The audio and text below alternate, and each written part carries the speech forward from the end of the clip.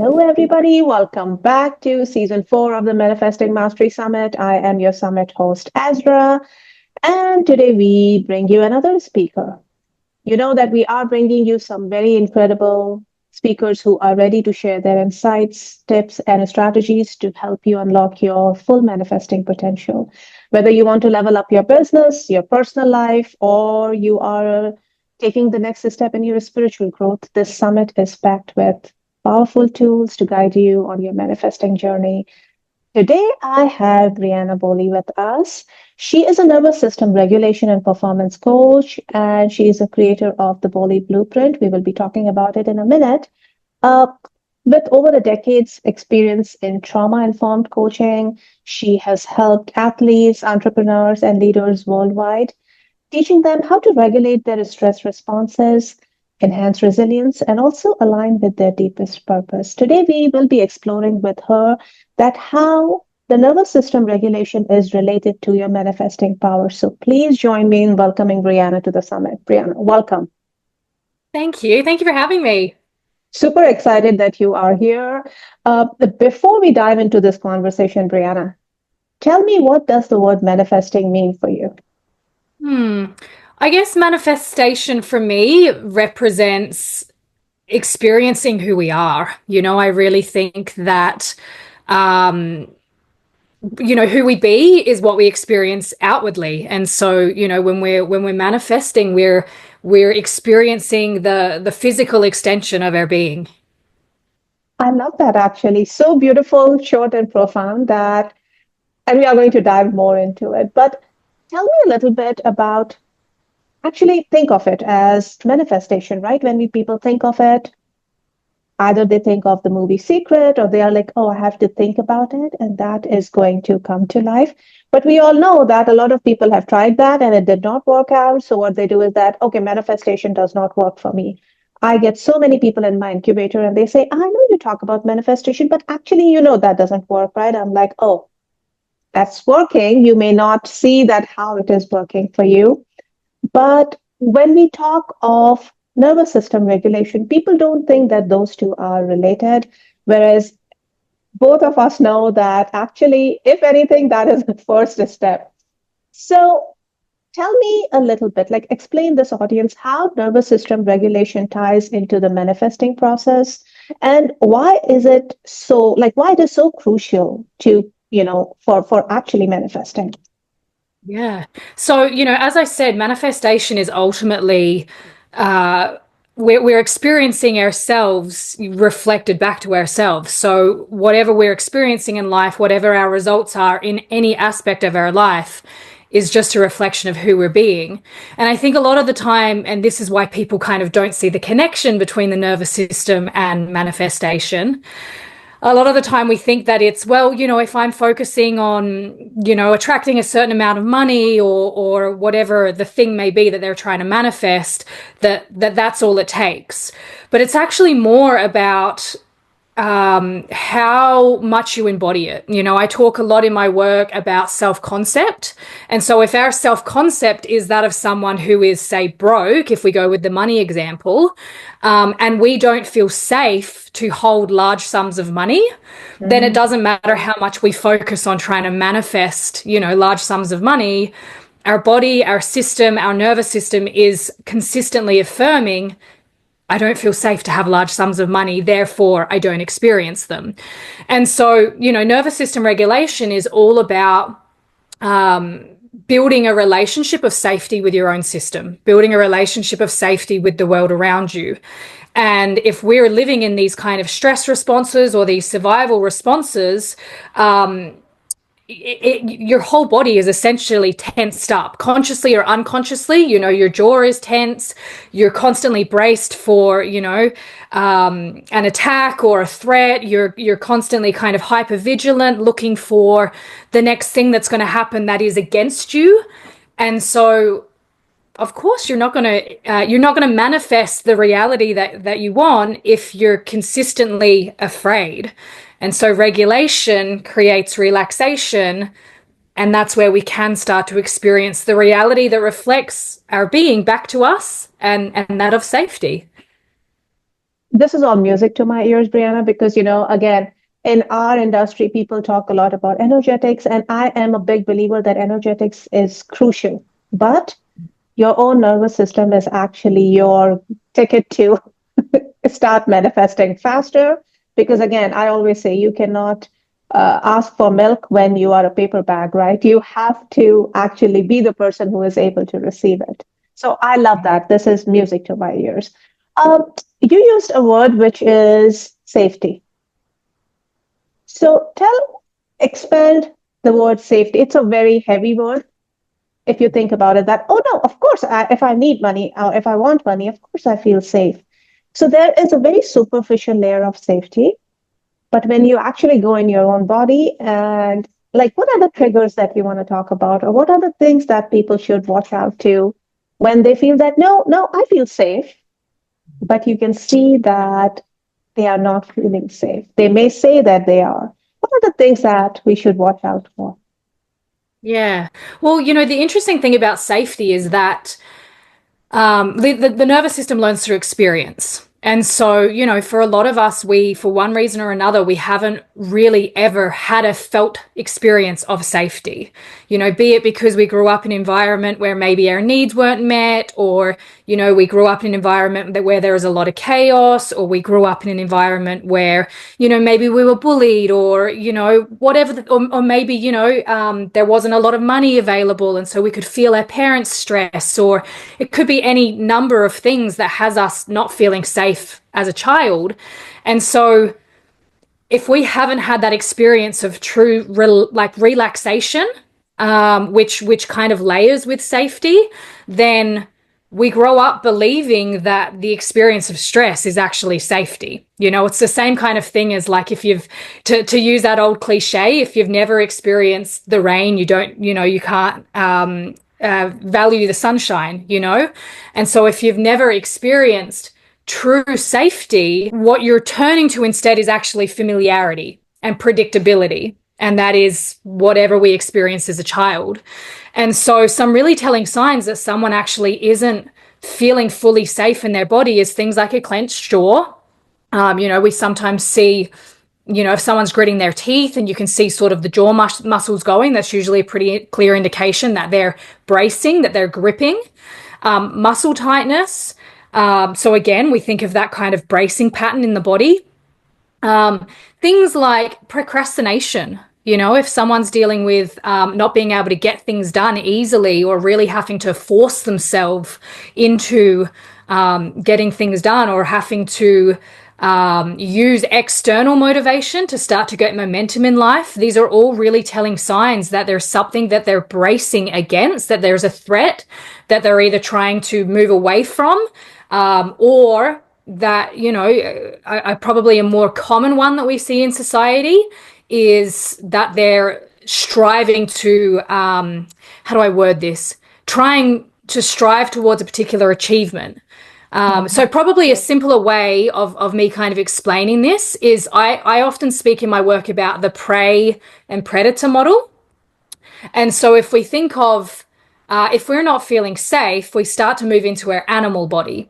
And so if we're afraid of a threat, we're afraid of being the prey. And so we're looking out for predators. We're bracing ourselves against the thing that might be out to get us.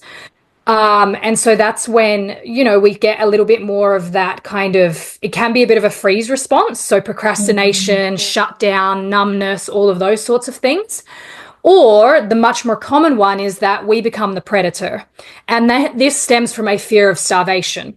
So if we feel like we don't have enough time, we feel like we don't have enough money, enough connection, enough support, enough understanding, whatever the resource may be, we will start to move into this energy of basically hunting. We're seeking, we're chasing after the metaphorical gazelle in order to avoid starving to death in a nutshell. I love that. So tell me a little bit about, okay, so this is interesting because if you think about it, a lot of people, when they think of, let's say, mindset work, okay? So they are thinking that, okay, mindset and, manifesting, it's mindset. But you bring a very interesting point here, the body. connecting with your body. Deep dive with me a little bit that, how this nervous system, body, mind, link that for us. Yeah. Well, I love that you've asked because, and funnily enough, before I really started working with the nervous system, I actually called myself a mindset coach. And don't get me wrong, mindset work works, but there's an upper limit. And so I started to notice for myself when I was coaching in mindset, when I was utilizing mindset in my own world, I kept noticing that it was like there was this kind of glass ceiling that I would keep hitting, that my clients would keep hitting, and no matter what, we just couldn't kind of break through it. And so when I started really researching and trying to get an understanding of how the nervous system integrated into this work, what I actually found out was that when we're working with the vagus nerve, which is the primary nerve that connects the brain to the body and connects almost every organ in the body to the brain, what I found out was that 20% of the nerve fibers run from the brain down to the body. So that's 20% of messages that are being sent between the brain and the body being sent from the brain down to the body. So our thoughts determining to our body how to feel, basically. 80% of the nerve fibers run from the body up to the brain. So that's 80-20. So when we consider that, what it means is that most of our thoughts, most of the way we perceive the world, our mindset, how we interpret things, how we interpret interactions, how we perceive ourselves is actually based on our senses. It's based on what our body is telling us. It's based on what our organs are signaling. And that's where we look at, if we're braced, we can be thinking the most positive thoughts, but if the body is braced and tensed and afraid, then, or, our organs aren't functioning well because of some ongoing perceived threat, then 80% of the information that we're processing is telling us it's not safe. And so we can use positive affirmations, we can do all of those things, but it's 80-20.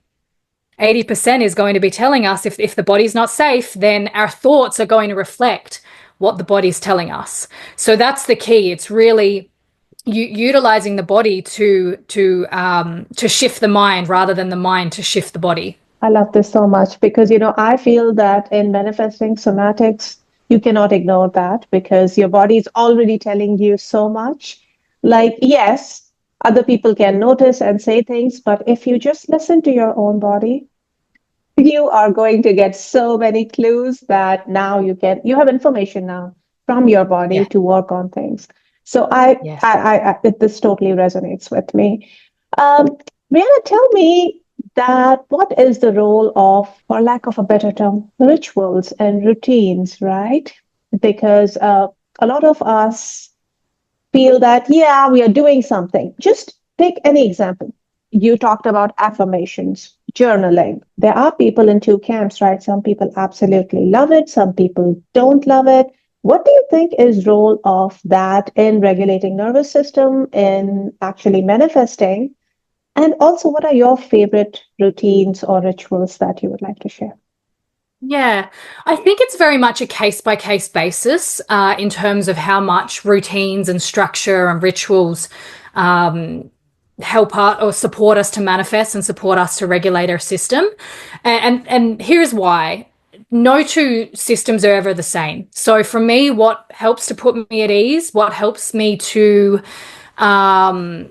regulate, what helps me to come back to that safety state might actually be really deeply triggering for you, and vice versa. And it's Yes. all, as I said earlier, our nervous system learns through experience. So there may be certain things that maybe a particular system signals to my body that there's something to be afraid of, And so I think it's very much a case by case basis. And whenever I kind of support clients in learning how to regulate their system and learning how to understand their system, I always try to encourage them to look at it as though it's an ongoing experiment.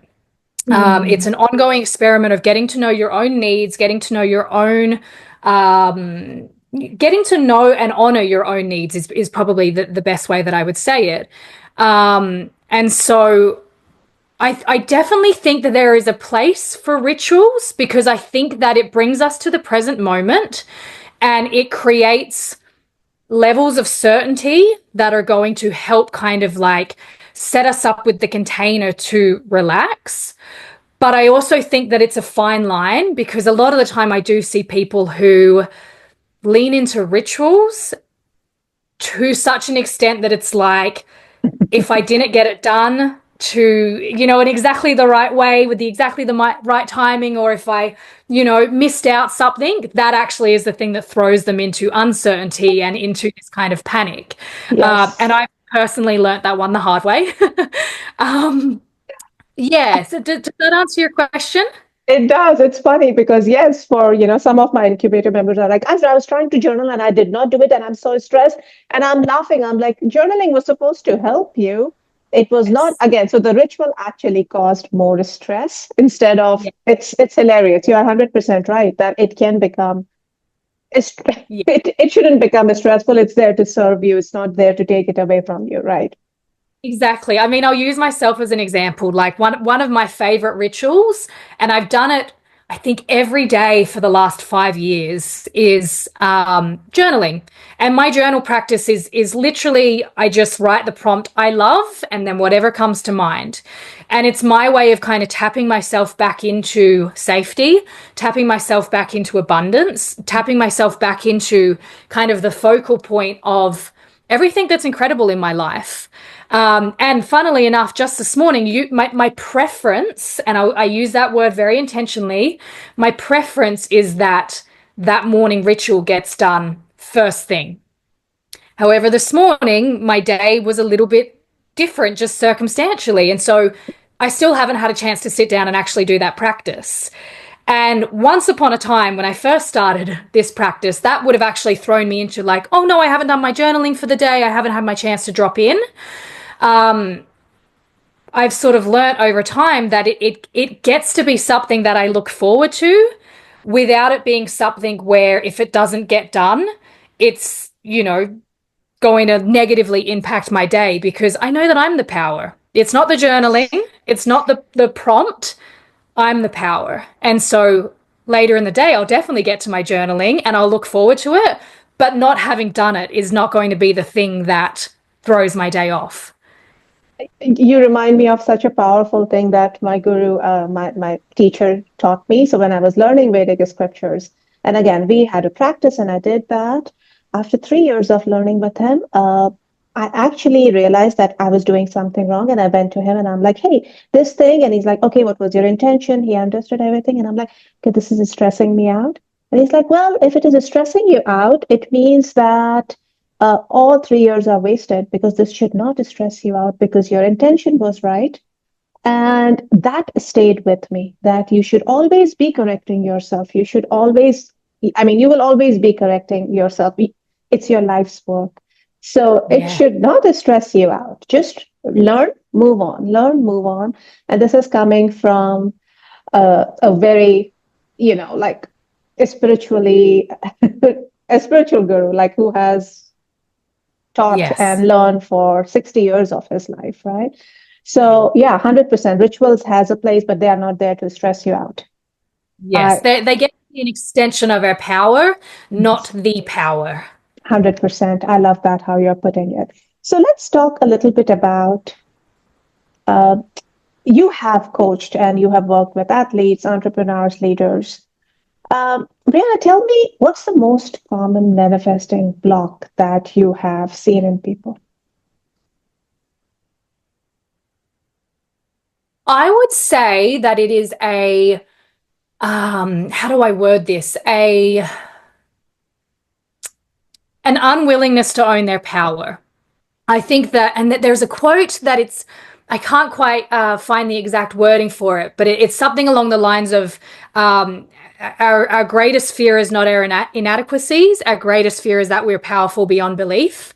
And Yes. I think that, and I see this probably the most obviously when I work with athletes. And for me, I personally work predominantly with combat sports athletes.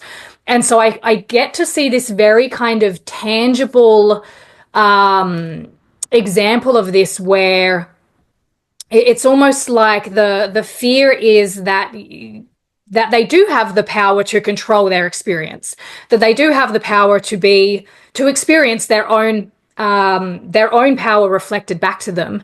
And so, often I see with clients, it's this one part of them really wants the win. They want to achieve the thing that they've been striving for, but so it's like how do I word this? They get so close, and then right at the last moment, it's like, oh no, that's frightening, because then I would have to actually own that this whole time it hasn't been the hard work, it hasn't been the sacrifice, it hasn't been the work ethic and all these things that we're commonly told, is the way to get what you want. They would have to actually own that it was them all along. And that's really scary. It's really scary to acknowledge that everything that we've got in life is actually just a mirror of who we're being. And if we acknowledge that, then it means also acknowledging that everything we don't have is a reflection of who we're being. Everything that we do have but don't want is a reflection of who we're being. And so, yeah, it would be that. It would be the ownership, the full ownership of their power, and kind of the avoidance of maybe becoming, and this is where the safety thing ties back in, Hmm. not wanting to kind of outcast themselves from the tribe if they're to own their power. And that's something that comes up for me regularly, because we do have that animal instinct of, we're flock animals. We like to fit in. We like to be part of community. And so we have this instinctual fear that if we shine too bright, we're going to outcast ourselves. We're going to be kicked out of the cave and we're going to starve to death. And so I think that's a really key piece. It's that I don't want to fully own my power. Like, I want it, but I don't want it, because if I take it, then I might not fit in anymore. Yeah, I love this so much because the sense of belonging that you're talking about, that I want to belong, but then I want to shine as well. I always say that from a manifesting perspective is a very good recipe to confuse the universe. That, oh, I want it, but I'm not sure. But no, I do want it. But you know what? What if my mom doesn't like it? Oh, I do want it, but what if my friends start thinking that I'm way too cool or way too arrogant? You see that? Like, we are confusing Yes. universe with that mixed messaging, aren't we? Absolutely. Yeah. And it's so beautifully human of us to kind of do this like back and forth Yeah. dance. And I think that I sometimes witness, and I've done this to myself as well, where I've beat myself up for that fear of owning my power. And then, of course, when we're beating ourselves up, it's like we become the fearful animal again, because now there's a threat, which just happens to be ourselves beating ourselves up. And we, Right. we fall back into this smallness, rather than acknowledging like how beautiful the experience that I'm having of close but not quite is actually the same experience of kind of going for it but not fully claiming it. Yeah. No, this resonates so much. Brianna, let's talk a little bit about stress, the S word. Nervous system and stress. We all know stress is bad. Uh, that's not something new, but that relationship with the stress, nervous system regulation, and that fight or flight response, and how that can lead to burnout, and how does that all relate to manifesting? Yeah. So, I mean, ultimately, stress it's that same kind of experience of the threat, either the fear of being starved or the fear of being preyed upon. And so, Mm. in my work, I talk a lot about becoming the person who has such a deep layer of trust in the universe that nothing is ever happening to us. It's happening for us, through us, and as us. And I think that simple shift is the thing that kind of transforms stress from being this thing that is something that we have to either run from or fight against. And it transforms stress from being this thing that has us brace and tense up and, hide away and fight. And it transforms it into being the initiation. It transforms it into being this kind of alchemical process that's always initiating us into what we're asking for. I live by a particular kind of I suppose, quote, and I really encourage it upon my clients, and that is that everything is proof that I'm getting what I want. And so when we can live from that belief, everything is just a setup, you know? So we could be going through the most stressful time and we can lean back into relaxation, knowing that, this is just moving me. Like I'm getting what I asked for. That's how powerful I am, that I'm getting what I asked for, that it's part of the manifestation process. Yeah. When we see stress as being something that's in the way, it's a block. Yeah. But when we see stress as something that's actually leading us to what we're wanting, it then becomes something that we actually become excited about, and we get to kind of like play in. And you know, one of the precursors of coming back to safety is actually play. And so when we can play with our stresses, when we can be in pleasure around our stresses, Mhm. things move so much quicker. You know, we get momentum so much quicker and we get to stay in that really yummy embodied safety state. Yeah. Yeah. I have my own version of this. I always say, I'm always on my way. I'm always on Yes. my way. Has it happened? Well, not yet, but I'm on my way because whatever I need is so the certainty piece is very interesting, right? That I know that whatever I want to manifest will manifest. Sometimes it's just a matter of time and stress. All blocks are here so that, it's like a maze. And that's how I will get there because that is what the journey is now. So Yeah. I think just knowing that you are on your way can actually help you with that stress because it's like a maze. I'm just playing and I'll get there. Yes.